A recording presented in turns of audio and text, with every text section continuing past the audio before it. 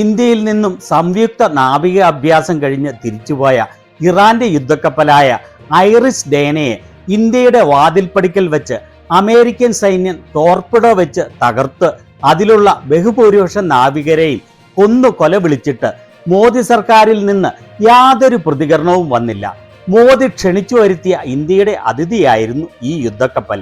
ഇന്ത്യയിൽ സംയുക്ത നാവിക അഭ്യാസം കഴിഞ്ഞ് തിരിച്ചു പോകുമ്പോഴാണ് ഇതിനെ ടോർപിഡോ വെച്ച് നശിപ്പിച്ചത്. അതും ഇന്ത്യയുടെ പടിവാതിൽക്കൽ വെച്ച്, മോദിയുടെ മൂക്കിൻ തുമ്പത്ത് വെച്ച് എന്ന് വേണമെങ്കിൽ പറയാം. അത്തരമൊരു സാഹചര്യത്തിലും മോദിയിൽ നിന്ന് യാതൊരു പ്രതികരണവും വരാത്തതിനെതിരെ പ്രതിപക്ഷം ശക്തമായാണ് പ്രതികരിച്ചത്. 5 കാര്യങ്ങളാണ് നമ്മൾ ഈ വീഡിയോയിൽ അവലോകനം ചെയ്യുന്നത്. 1. പ്രതിപക്ഷ നേതാവ് രാഹുൽ ഗാന്ധി മോദിയോട് പ്രതികരണം ആരാഞ്ഞ് പോസ്റ്റ് ചെയ്തത് എന്താണ്? 2. ഇതിനെക്കുറിച്ച് അമേരിക്കൻ മാധ്യമമായ NBC ന്യൂസുമായുള്ള അഭിമുഖത്തിൽ ഇറാന്റെ വിദേശകാര്യമന്ത്രി പറഞ്ഞ കാര്യങ്ങൾ എന്തൊക്കെയാണ്? 3. ഇതിനെക്കുറിച്ച് ഇന്ത്യൻ മാധ്യമങ്ങൾ ചോദിച്ചപ്പോൾ ഇറാന്റെ അംബാസഡർ മോദിയെയും ഇന്ത്യയെയും ലക്ഷ്യം വെച്ച് പറഞ്ഞത് എന്താണ്? 4. ഇന്ത്യൻ ഓഷ്യനിൽ ഇന്ത്യക്ക് എത്ര വലിയ സ്വാധീനമാണ് ഉള്ളത് എന്ന് മോദി പല അവസരങ്ങളിൽ പറഞ്ഞ കാര്യങ്ങൾ. 5. അവസാനം ഗത്യന്തരമില്ലാതെ മോദി പ്രതികരിക്കാൻ നിർബന്ധിതമായി ഫിൻലൻഡിന്റെ പ്രസിഡന്റുമായുള്ള സംയുക്ത പത്രസമ്മേളനത്തിൽ എന്താണ് പ്രതികരിച്ചത്? നിങ്ങളിൽ ചാനൽ സബ്സ്ക്രൈബ് ചെയ്യാത്തവർ ഉണ്ടെങ്കിൽ സബ്സ്ക്രൈബ് ചെയ്യാൻ മറക്കല്ലേ. ആദ്യം പ്രതിപക്ഷ നേതാവ് രാഹുൽ ഗാന്ധി ഇതിനെക്കുറിച്ച് മോദി പ്രതികരിക്കണം എന്ന് പറഞ്ഞ് ഇപ്പോഴത്തെ ഈ സാഹചര്യത്തിന്റെ വലിയ പ്രാധാന്യം എന്തെന്ന് വ്യക്തമാക്കി എക്സിൽ പോസ്റ്റ് ചെയ്തത് കാണാം. ലോകം ഒരു അസ്ഥിരമായ ഘട്ടത്തിൽ പ്രവേശിച്ചിരിക്കുകയാണ്. മുൻപോട്ട് ശക്തമായ തിരമാലയുള്ള കടലാണ് ഉള്ളത്. ഇന്ത്യയുടെ 40% ഓയിൽ ഇറക്കുമതിയും ഹോർമൂസ് കടലിടനാഴിയിലൂടെയാണ് പോരുന്നത് എന്നതിനാൽ നമ്മുടെ ഓയിൽ സപ്ലൈസിന് വലിയ ഭീഷണിയുണ്ട്. LPGയുടെയും LNGയുടെയും കാര്യത്തിൽ സ്ഥിതി അതിലും വഷളാണ്. ഇറാനിയൻ യുദ്ധക്കപ്പൽ ഇന്ത്യൻ ഓഷ്യനിൽ മുക്കിക്കളഞ്ഞതോടുകൂടി ഈ യുദ്ധം നമ്മുടെ പിൻമുറ്റത്ത് എത്തിയിരിക്കുകയാണ്. ഇത്രയൊക്കെ ആയിട്ടും പ്രധാനമന്ത്രി ഒരക്ഷരം ഉരിയാടിയില്ല. ഇത്തരം നിമിഷങ്ങളിൽ രാജ്യത്തെ നയിക്കാൻ ഉറച്ച കരങ്ങൾ ആവശ്യമാണ്. അതിനു പകരം ഇന്ത്യക്കുള്ളത് നമ്മുടെ തന്ത്രപരമായ സ്വയംഭരണം അടിയറവ് വെച്ച് രാജ്യത്തെ അടിയറവ് വെച്ച പ്രധാനമന്ത്രിയാണ്.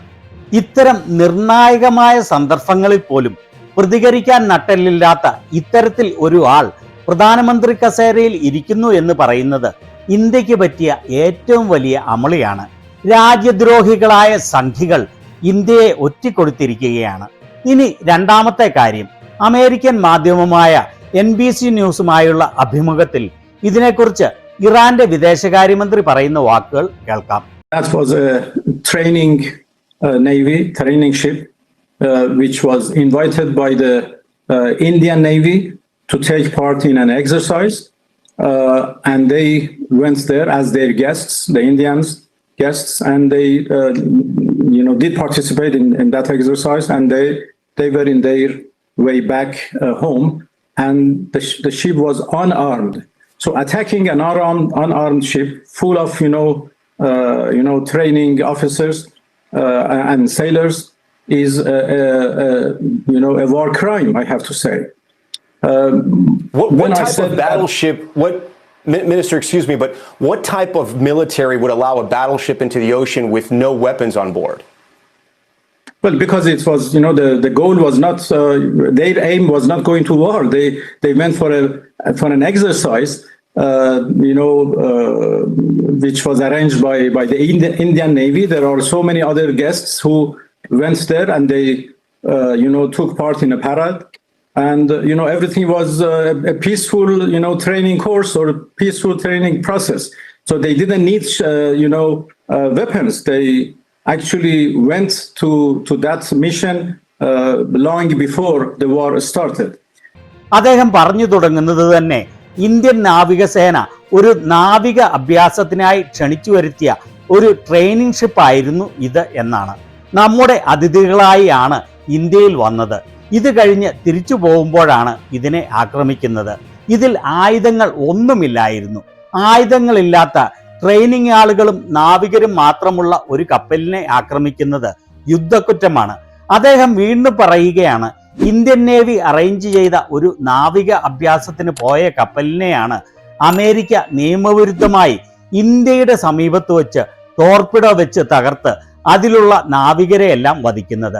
അത് മാത്രവുമല്ല, യുദ്ധം തുടങ്ങുന്നതിന് വളരെ നാളുകൾക്ക് മുൻപാണ് ഈ നാവിക അഭ്യാസത്തിനു വേണ്ടി അത് ഇന്ത്യയിലേക്ക് വരുന്നത്.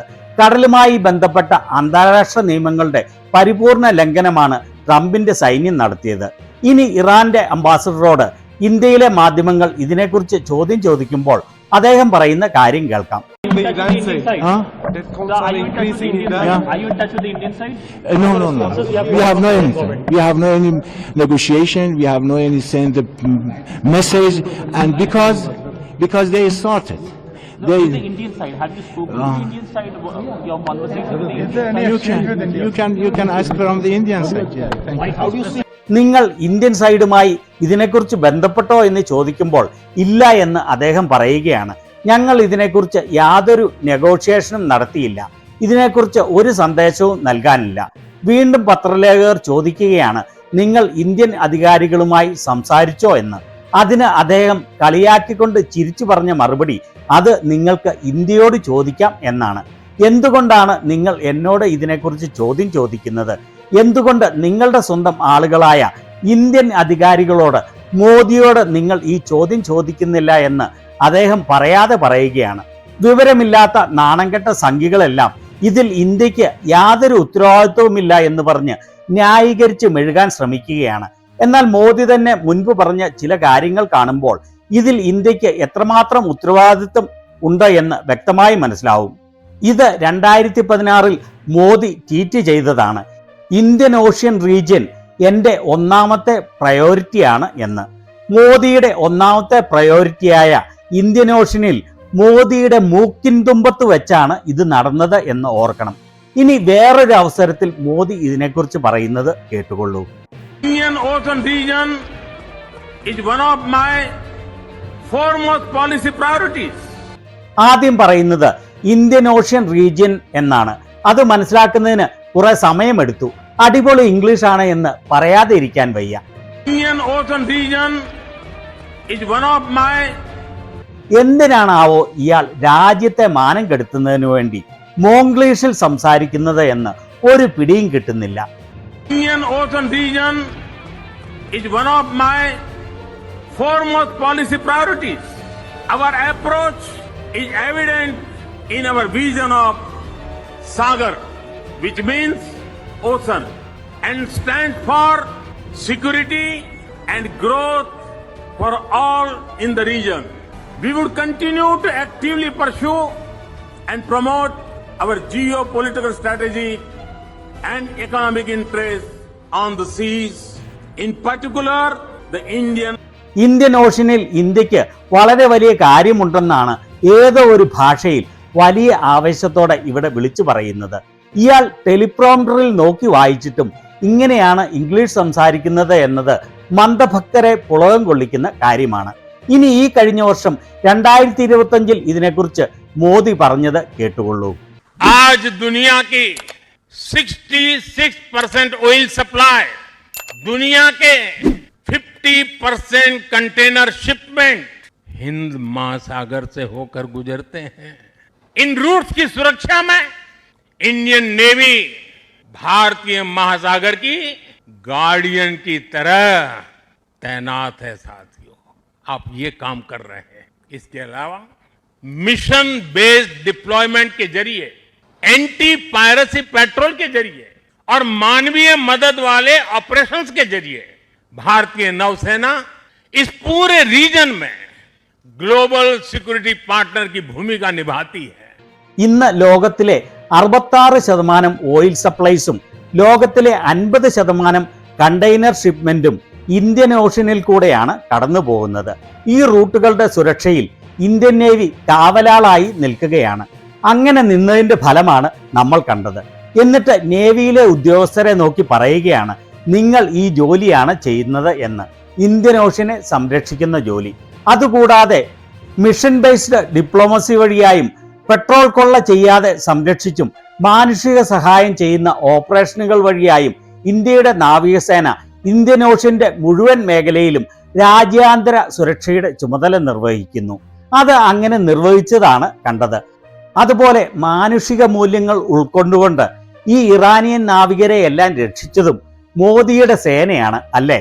ഒരു സഹായവും ചെയ്തില്ല. മറിച്ച് പരിക്കേറ്റവരെ രക്ഷപ്പെടുത്തിയത് കുഞ്ഞൻ രാജ്യമായ ശ്രീലങ്കയുടെ നേവി ആയിരുന്നു.